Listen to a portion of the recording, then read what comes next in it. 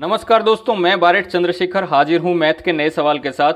आज का जो सवाल है वो समय और कार्य से संबंधित सवाल है और समय और कार्य से संबंधित सवालों की हमारी श्रृंखला चल रही है, तो उसमें मैं काफ़ी सारे सवाल करवा चुका हूं। तो यदि आपने उन सवालों को नहीं देखा है तो उन्हें जाके देखिए, जिससे कि ये सवाल आपको आराम से समझ आ सके और आपका जो कॉन्सेप्ट है, आपके डाउट्स हैं वो क्लियर हो सके और कॉन्सेप्ट जो है आपका मजबूत हो सके।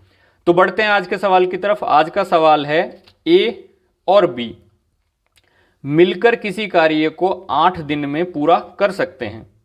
बी अकेला उसी कार्य को 12 दिन में पूरा कर सकता है। बी अकेला इस कार्य में पूरे 4 दिन लगा रहता है। इसके पश्चात ए उसे पूरा करने में कितने दिन और लेगा। यानी बी ने कार्य की शुरुआत की, 4 दिन काम किया, उसके पश्चात ए ने काम किया, तो ए ने उसे कितने दिन में पूरा किया। तो यहां पे हमें दिया हुआ है ए और बी मिलकर किसी कार्य को 8 दिन में पूरा कर सकते हैं। यानी ए और बी का एक दिन का कार्य कितना होगा। ए और बी का एक दिन का कार्य, अब इनका एक दिन का कार्य होगा, यानी समय का उल्टा होता है कार्य। समय दिया हुआ 8 दिन, तो कार्य होगा 1/8। ठीक है। अब ये कहता है कि बी अकेला उसी कार्य को 12 दिन में पूरा कर सकता है, तो बी का एक दिन का कार्य कितना होगा।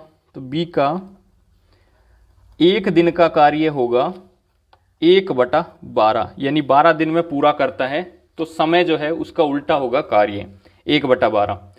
अब ए बी के कार्य में से यदि मैं बी के एक दिन के कार्य को घटा देता हूं तो ए का कार्य आ जाएगा। तो ए का एक दिन का कार्य कितना होगा, 1/8 में से 1/12 को घटा देते हैं। तो यहां पे 1/8 और 1/12 यानी 8 और 12 का यदि मैं लैसे लूंगा तो वो आएगा 24।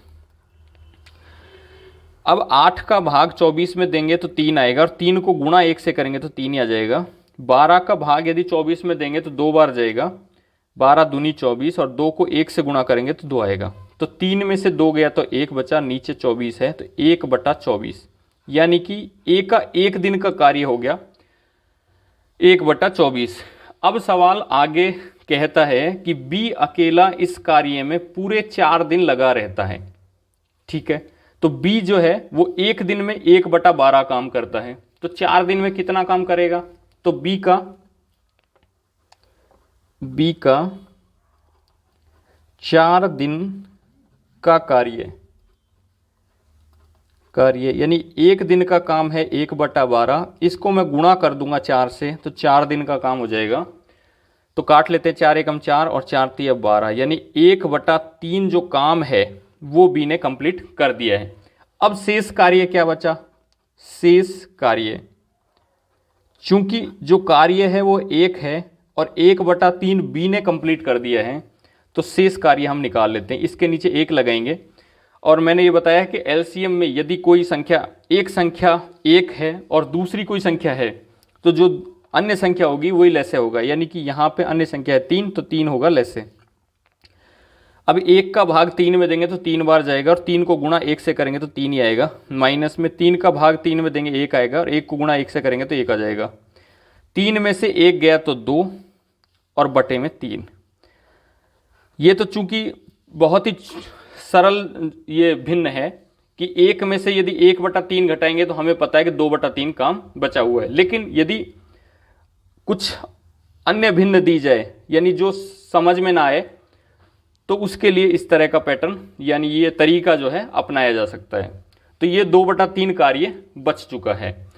अब ए जो है शेष कार्य ए करता है, और ए एक दिन में करता है 1/24 कार्य, और उसे करना कितना है, 2/3 जो काम है उसे करना है। तो यदि मैं 2/3 में 1/24 का भाग दे देता हूं तो दिन आ जाएंगे। यानी ए को शेष कार्य करने में कितना दिन, ए को शेष जो कार्य है, शेष कार्य करने में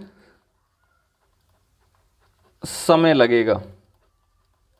अब कितना समय लगेगा, ये जो समय लगेगा वो लगेगा 2/3 है कार्य और उसमें मैं भाग दूंगा 1/24 का, क्योंकि वो 24 जो है 1/24 जो काम है वो जो ए है एक दिन में करता है। तो चूंकि हमने सीखा है कि यदि एक भिन्न है और उसके अंश में भी भिन्न है और हर में भी भिन्न है तो नीचे वाली भिन्न जो है उल्टी हो जाएगी, यानी कि 2/3 और गुणा करके 24 ऊपर चला जाएगा और एक नीचे आ जाएगा। ठीक है, अब काट लेते 3 एकम 3 और 3 8 24, यानी ऊपर बच गया 8 गुणा 2 और नीचे कुछ नहीं है एक ही बचा है, तो यानी 8 दूनी 16। तो 16 दिन जो है उसमें ए इस कार्य को समाप्त कर देगा, शेष कार्य को। तो यहाँ पे पूछा भी वही है कि ए उसे पूरा करने में, यानी कि इसके पश्चात यानी शेष कार्य ए उसे पूरा करने में कितने दिन और लेगा। तो यहाँ पे आंसर है 16 दिन, यानी ऑप्शन नंबर जो सी है उसमें ये आंसर दिया हुआ है। तो दोस्तों आज के लिए बस इतना ही, मिलते हैं नेक्स्ट क्लास में किसी नए सवाल या चैप्टर के साथ। बने रहिए मेरे साथ। धन्यवाद, नमस्कार।